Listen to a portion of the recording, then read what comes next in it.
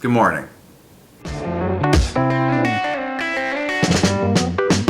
It's a new week. This video is being released either on a Monday or Tuesday, but I'm filming it right now on Sunday, the beginning of daylight saving time. And that's saving, singular, not savings. That's something I heard once, which will haunt me forever. So I lost an hour of sleep last night. I'm a little tired, a little miserable. The Garrity house isn't taking this well. Jen's still sleeping.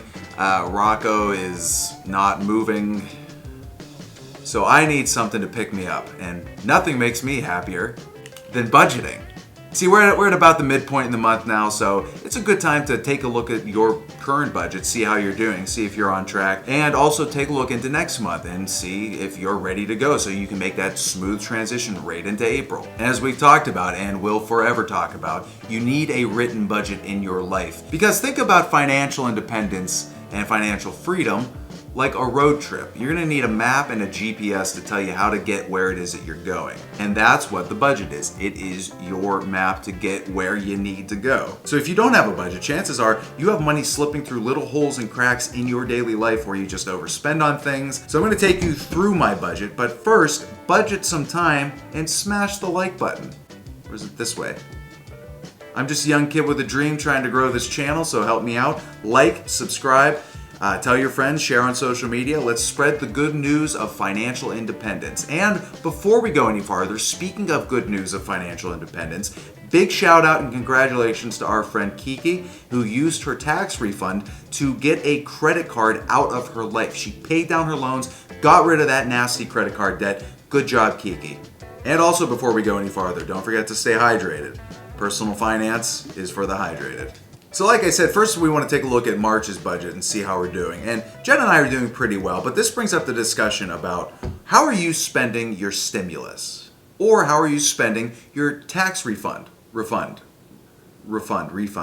Now, while a lot of people are going to use their stimulus money to eat and pay rent, a lot of other people who maybe have regular income or have some money set up in an emergency fund would look at this big lump sum of cash and say, ooh, now I can do whatever I want. Do not fall into that trap. Do not use that money as an excuse to just go buy, I don't know, a boat. Can you get a boat for $2,800? First of all, it's not just spare money that someone's giving you. Think about it like income, because that's what it is. I mean, your federal tax refund is literally your income. It's just your income that you gave to them and they held for, however many months, and they're giving right back to you. And this, by the way, is where you need to have financial goals in mind and maybe even a financial plan.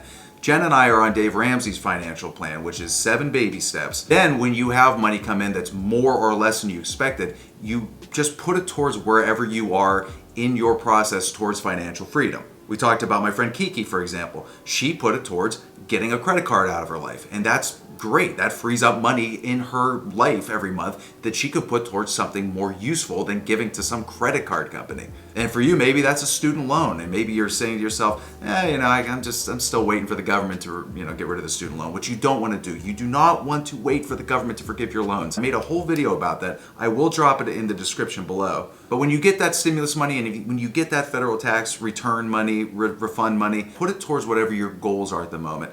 Our stimulus money, for example, we took, and as per Dave Ramsey's program, we're going to spend it the way we spend every other dollar we make. We save some, we give some, and we spend some on ourselves. And by the way, there is a reason that I only said stimulus money. We're not getting a tax refund this year because it turns out we owe the government more than $1,000. Okay, so the thing about that is a lot of financially savvy people, myself included, would tell you that you don't want to be aiming for a big tax return because really that's just giving the government money throughout the year and it just sits there. It doesn't do anything for you. Whereas if you were spending it responsibly, you could be putting it into mutual funds or index funds and actually watching them grow. So while I would advocate to try to get down to like $0 or to $100, I can't tell you exactly how to do it yet because I screwed it up. And I tried and I failed, so maybe next year. Hey, fortunately, that's why you have an emergency fund, because owing the IRS money, that's an emergency.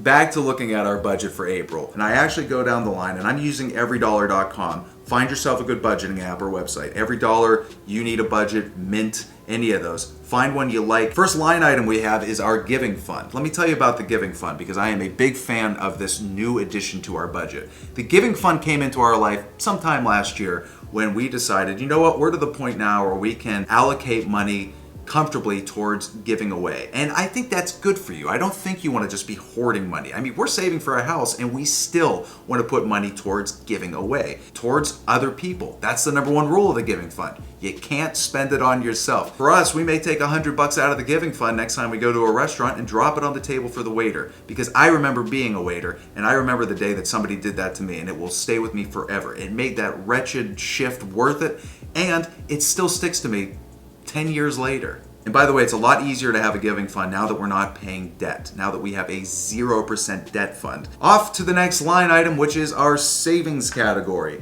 This is our big one. It's hovering at around 40% next month. Part of that is a Roth IRA. Part of that is the house fund. I've gone over the house fund already. But the Roth IRA, that's something worth discussing though. So we do allocate money at work towards our 401ks because at work, they match part of what we put in, and that's great. You don't want to be giving up on that free money. And then after that, we go off to the side and opened a Roth IRA, one in my name, one in hers, through a financial advisor. And ours found us some very sweet mutual funds that are performing nicely already. We've only been with them about a year. And that's where most people make their money. That's where most people become millionaires. The next line item for us, and should be for you as well, or this should be somewhere in your budget, is housing. Fortunately, we keep our housing at about 22% of the money we take home every month, and that's always about the same. That's rent, that's utilities, and that, like our savings, we can rely on every month. We know how much is going into there. And that's what's nice about budgeting. Not only does it give you that clarity where it's like, oh, hey, I know where it needs to go responsibly, but now I know what percent I can just spend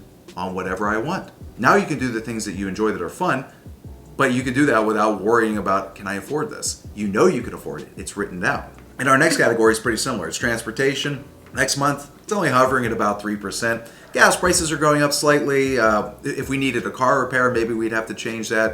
If we were going on a road trip, we'd maybe need to up it a little bit. But that always kind of hovers around there. Again, if we need to allocate a couple extra hundred into that for some reason because of a car repair, we'll have to take money out of something else. Maybe out of the food budget, maybe out of the vacation budget, probably out of the food budget because that's next on our list. And this one is where I get a lot of negative feedback. I've made it no secret that Jen and I eat well. During the pandemic, I was doing a lot of research as to how do we make ourselves healthier in case we come in contact with the virus. I want to have the best chance I can to fighting it off. And a lot of that research led me back to what do you eat? What do you consume?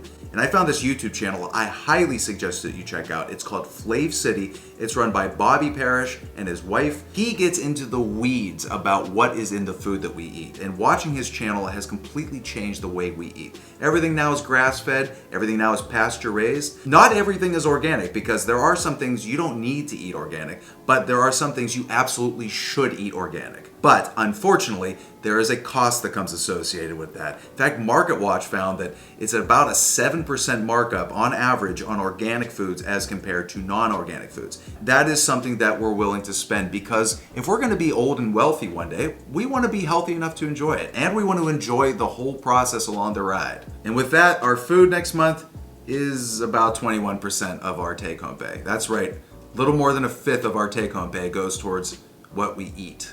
That's the price we pay. Fortunately, we're not spending a lot on going out right now, which brings us to our next category, personal and lifestyle section of our budget. This has things in it such as Netflix, Spotify, cable and internet, Hulu, cell phones, anything extra we spend on Rocco, any money we spend on things like alcohol, going out. Like I said, at the moment, this is hovering around 10% because there's not much to go do. What we're gonna have to keep an eye on throughout the summer, if things start to open, if the pandemic eases, we're gonna have to make sure that we're not letting lifestyle creep take away from our financial goal of buying a house and saving for our retirement. And that, again, is why you need a budget so that you can actually see, oh, we need to make a change to that because we're hurting future us. We're not going to be in a house as nice as we want to be in. We're not going to have a retirement as nice as we want it to be. Feel free to do those things as long as they fit in your budget. And that's why you need to write it out. The remaining sum of our money this month, not much at all, goes towards insurance. If you've been tallying, we're at about 100% now.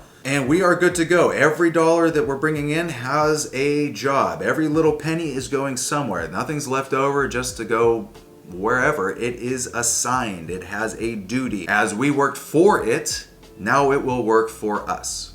Get that budget, check that budget, make your plan, Find a program that works for you, or at least set some goals so you know what you're working towards. That way, when you get big sums of money like a stimulus check, unless you have to use it on an emergency like food and shelter, you don't blow it on something that you end up regretting or that frankly you don't need because it's hurting future you. You're not going to get there willy-nilly wandering through the dark. You actually have to have direction and a plan. So go get that direction, go get your plan, start your budget. Good luck adjusting to the time change. As always, love you guys. Thanks for stopping by, and we'll catch you next time.